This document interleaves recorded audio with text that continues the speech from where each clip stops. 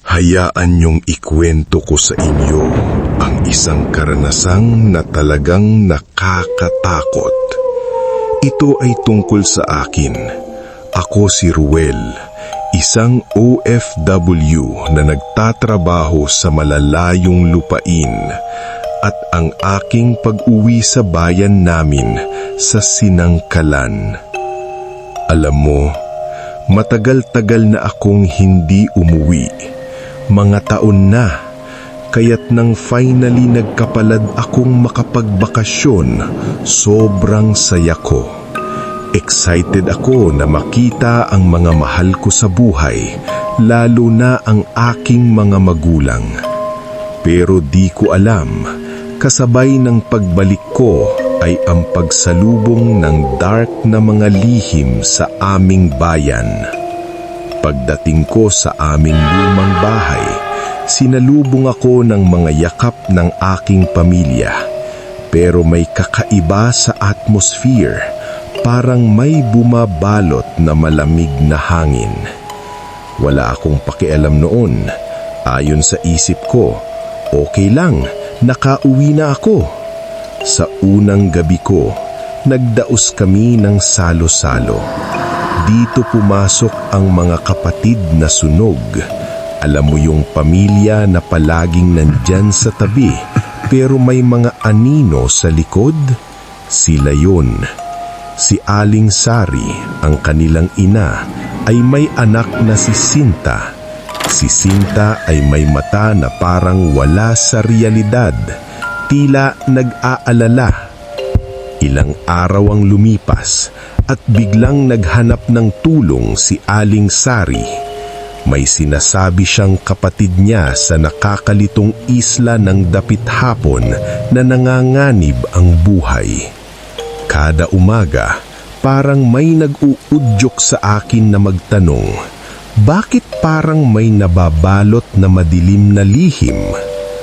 Maya-maya, nang bumalik siya, hindi na siya ang dating Aling Sari.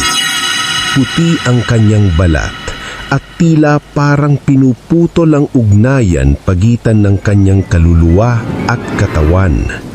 Nagsalita siya ng mga boses na mahirap unawain, gaya ng may ibang espiritu na nananalaytay sa kanya. Nang pumasok na ang gabi, dinala ng aking ina ang sopas na niluto niya, at kasunod, narinig tang mabigat na hikbi mula sa bahay nila Aling Sari. Nagtipon kami sa bintana, tumitig sa kanilang dilaw na ilaw, subalit sa loob, hindi mo maiwasang magtanong, ano ang nangyayari sa kanila? Ilang gabi ang lumipas na naririnig naming may umaaho, mga ungol na tila mula sa ibang dimensyon. Kung tatanungin mo ako, parang bumabalik ang likhain ng mga multo. Isang gabi, dumating si kapatid na sunog, naninginig na may dalang takot.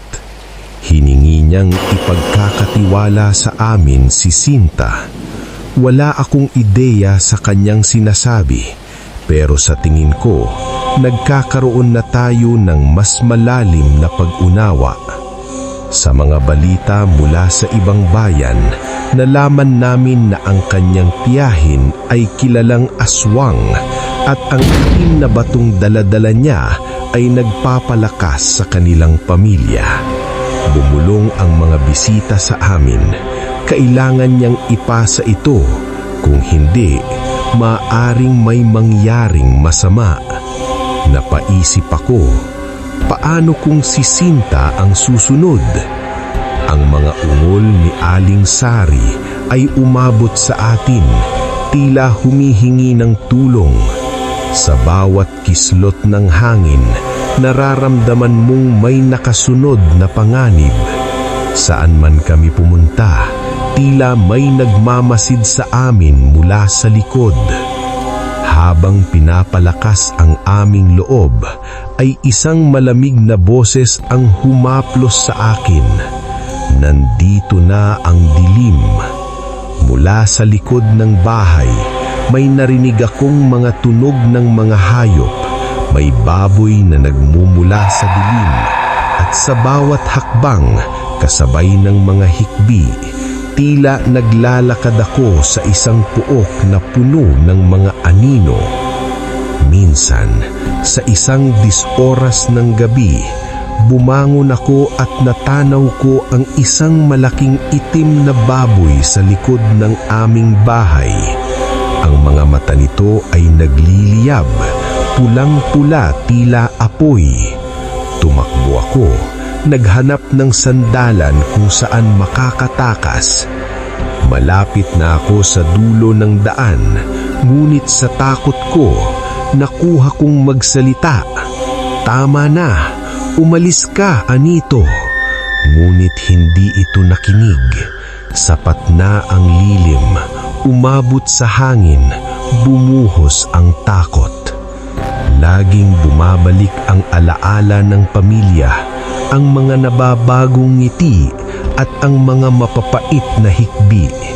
Pero sa bawat salin ng araw, naiwan kaming nakatayo sa likod ng mga bintana, magmamasid, umaasa na hindi na muling darating ang mga anino.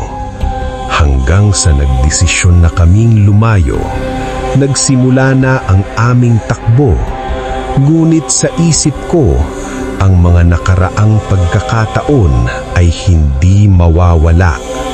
Sa aking likuran, ang mga aswang, ang mga itim na nilalang ay naglilipana, nagagalit dahil sa pagtatangka ng aking pamilya na sagipin si Sinta.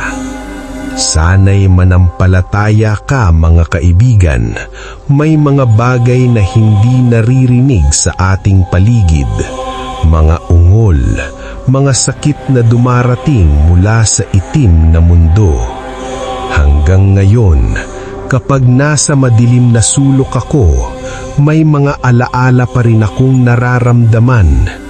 Umaasa akong hindi mo makakausap ang mga nilalang na yon, pagkat sila'y nananatili, naghihintay ng pagkakataon para muling bumalik.